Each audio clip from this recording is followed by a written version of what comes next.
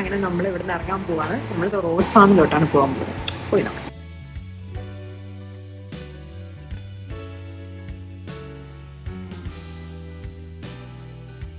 ഇതിന് മുന്നേ ഒരു ദിവസം നമ്മൾ റോസ് ഗാർഡനിൽ പോകാൻ വേണ്ടിയിട്ട് ഇറങ്ങി. പക്ഷെ ആ റോസ് ഗാർഡനിൽ ഒന്നും എത്തിയില്ല. നമ്മൾ എത്തിപ്പെട്ടത് ഒരു അൾട്രാക്കി വോക്കവേയിലായിരുന്നു. അത് ശരിക്കും അത് നമ്മൾ കണ്ടുപിടിച്ചെടുക്കാൻ തന്നെ കുറച്ച് ബുദ്ധിമുട്ടി. ഇന്ന് നമ്മൾ റോസ് ഗാർഡൻ എന്നൊക്കെ പറഞ്ഞാണ് ഇറങ്ങുന്നത്. കൊണ്ടിരിക്കുകയാണ്. ലൊക്കേഷനൊക്കെ ഇട്ടിട്ടുണ്ട്. പോയി എവിടെ എത്തുമെന്നൊന്നും അറിയത്തില്ല. ബട്ട് സ്റ്റിൽ ട്രൈ ചെയ്യും. ഈ ലൊക്കേഷനിലൂടെയാണ് നമ്മൾ റോസ് ഫാമിലോട്ട് റീച്ച് ചെയ്യുന്നത് എന്നാണ് ഇവർ പറയുന്നത്. കഴിഞ്ഞ പ്രാവശ്യം ഇതുപോലെ റോസ് ഗാർഡനിൽ പോകാന്ന് പറഞ്ഞ് ഇറങ്ങി. പക്ഷെ വേറെ ഏതോ ലൊക്കേഷനിൽ ചെന്ന് എത്തിപ്പെട്ടു. പിന്നെ തൊട്ടടുത്തൊരു അൽറാക്കി വോക്ക് വേണ്ടായിരുന്നുകൊണ്ട് അന്ന് അവിടെ അഡ്ജസ്റ്റ് ചെയ്തു. കൊണ്ടത്തെ ലൊക്കേഷൻസ് ഒക്കെ കണ്ടപ്പോൾ ഇന്നും അങ്ങനെ എന്തെങ്കിലും ആവുമെന്നൊരു ഡൗട്ട് ഉണ്ടായിരുന്നു. 600 മീറ്ററിൽ ലൊക്കേഷനിൽ എത്തുമെന്നാണ് പറയുന്നത്. ഇതാണ് നമ്മൾ പറയുന്ന ആ റോസ് ഗാർഡൻ. പക്ഷെ എനിക്ക് ഇവിടെ ഒരു റോസാപ്പൂ പോലും കാണുന്നില്ല. അകത്തോട്ട് ഉണ്ടാവുമെന്ന് പ്രതീക്ഷിക്കുന്നു. ആശി എങ്ങനെയുണ്ട് റോസ് ഗാർഡൻ? രണ്ടാമത്തെ ദിവസമാണ് വരുന്നത്. ഇതാണ് നമ്മുടെ റോസാ ചെടികൾ എന്ന് തോന്നുന്നു. അറിയത്തില്ല, ഒന്നുമില്ല, ഒരു പോലും കാണുന്നില്ല.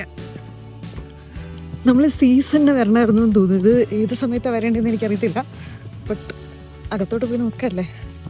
പിന്നെ വന്ന സ്ഥിതിക്ക് ഞാൻ എൻ്റെ ഹബ്ബിയുടെ അടുത്ത് പറഞ്ഞു കുറച്ച് ഫോട്ടോസും വീഡിയോസും ഒക്കെ എടുപ്പിച്ച് എന്തായാലും ഒരു ഓർമ്മയ്ക്ക് ഇരിക്കട്ടെ എന്ന് വെച്ചിട്ടെ. അപ്പോഴൊരു ശുഭാപ്തി വിശ്വാസം ഉണ്ടായിരുന്നു കേട്ടോ. കുറച്ച് അകത്തോട്ട് പോകുമ്പോൾ അകത്തെന്തെങ്കിലുമൊക്കെ കാണുമെന്നേ. ബിക്കോസ് പുറത്തുനിന്ന് നമ്മളൊരു ചെറിയൊരു എൻട്രി ഫീ ഒക്കെ കൊടുത്താൽ കയറിയെന്നാണ് എൻ്റെ ഒരു ഓർമ്മ. സോ അത് വെറുതെ ആവൂല എന്നൊരു പ്രതീക്ഷ. നമ്മൾ കുറേ നടന്ന് ഫ്രണ്ടിലോട്ട് വന്നു. ഇതുവരെ റോസാപ്പൂന്ന് എത്തിയില്ല. ബട്ട് കാണാൻ പറ്റുന്ന പ്രതീക്ഷയിൽ നമ്മൾ നടക്കുന്നു.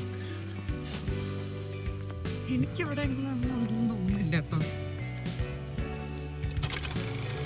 അങ്ങ് ദൂരെ നമുക്ക് കുറച്ച് ആർച്ചൊക്കെ കാണാൻ പറ്റുന്നുണ്ട്.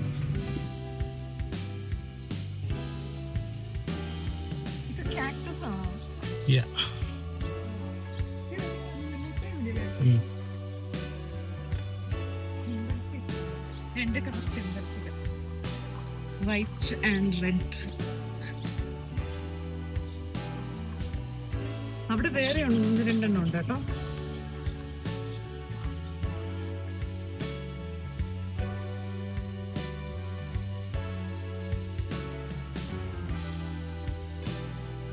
അങ്ങനെ നടന്ന് അവസാനം നമ്മൾ ആർച്ചിൻ്റെ അടുത്തെത്തി. ആർച്ച് കണ്ടപ്പോൾ എനിക്ക് മനസ്സിലായി അകത്ത് എന്തോ സംഭവം ഉണ്ടെന്ന്. ഗൈസ്, നമ്മൾ റോസ് ഗാർഡനിലേക്ക് എത്തിയിരിക്കുകയാണ് ഗൈസ്. അകത്തെന്തൊക്കെയുണ്ടെന്ന് തോന്നുന്നു. നമുക്ക് അകത്തോടെ കയറി നോക്കാം. അങ്ങനെ റോസ് ഗാർഡനകത്തേക്ക് കയറുകയാണ്.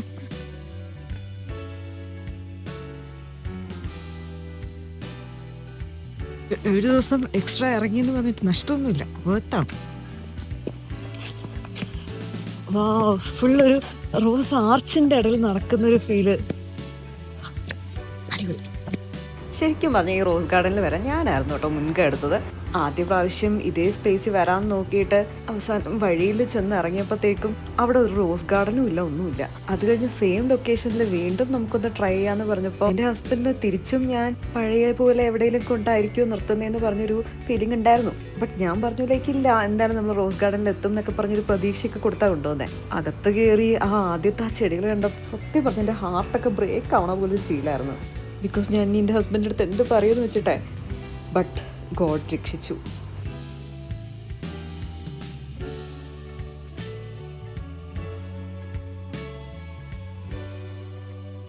ആക്ച്വലി എൻ്റെ മനസ്സിലുണ്ടായിരുന്നതിനേക്കാൾ നല്ല ബ്യൂട്ടിഫുൾ ആയിരുന്നു കേട്ടോ. ഇടയിലുണ്ടായിരുന്ന ആ ഫൗണ്ടെയിനും ഒക്കെ നല്ല രസമുണ്ടായിരുന്നു. നമ്മൾ താമസിക്കുന്ന സ്പേസ് നിന്നിട്ട് കുറച്ച് ഡിസ്റ്റൻസ് ഉണ്ടായിരുന്നു. ഖമീസ് മുഷയത്തിലെ ബനി മാലിക് എന്ന് പറയുന്ന സ്ഥലത്താണ് ശരിക്കും പറഞ്ഞാൽ ഈ റോസ് ഗാർഡൻ ഉള്ളത്. നമ്മളവിടെ എത്തിയപ്പോഴത്തേക്കും ഈവനിങ് ആയിരുന്നു. നേരെ മേലെ കാണുന്ന സ്പോട്ടിൽ ശരിക്കും പറഞ്ഞാൽ കുറേ കോഫി ഷോപ്സും അങ്ങനെ കുറച്ച് സംഭവങ്ങളൊക്കെ ഉണ്ടായിരുന്നു കേട്ടോ. നമ്മുടെ ഫസ്റ്റ് നമ്മൾ കുറച്ച് വീഡിയോസും ഫോട്ടോസൊക്കെ എടുക്കാം, എന്നിട്ട് അങ്ങോട്ട് പോകാമെന്ന് വിചാരിച്ചു. ബിക്കോസ് നമ്മൾ എത്തിയപ്പോൾ തന്നെ ഈവനിങ് ടൈം ആയിരുന്നല്ലോ. പിന്നെ ഒരു ചെറിയൊരു പാർക്കും ഉണ്ടായിരുന്നേ. സത്യം പറഞ്ഞാൽ ഞാൻ നന്നായിട്ട് എൻജോയ് ചെയ്തു. പിന്നെ ഒരേ ഒരു കാര്യം എന്താണെന്ന് വെച്ചാൽ ഞാൻ പോയ സമയത്ത് അത് സീസൺ ആയിരുന്നില്ല. ബട്ട് സ്റ്റിൽ അത്യാവശ്യം നല്ല ഫ്ലവേഴ്സും കാര്യങ്ങളൊക്കെ ഉണ്ടായിരുന്നു. എനിക്ക് ഫൗണ്ടെയിൻ വന്നിട്ട് ശരിക്കും ഇഷ്ടമായി.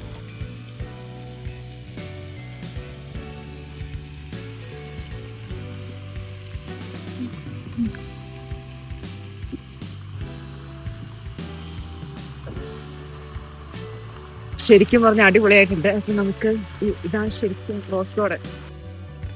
ഗാർഡനിൽ പല കളേഴ്സിലുള്ള ഫ്ലവേഴ്സ് ഉണ്ടായിരുന്നു. ഒരു കോർണറിൽ നിന്ന് വേറൊരു കോർണറിലോട്ട് നോക്കുമ്പോഴത്തേക്കും എല്ലാം ഡിഫറെൻറ്റ് കളേഴ്സിലുള്ള കുറേ ഫ്ലവേഴ്സ്.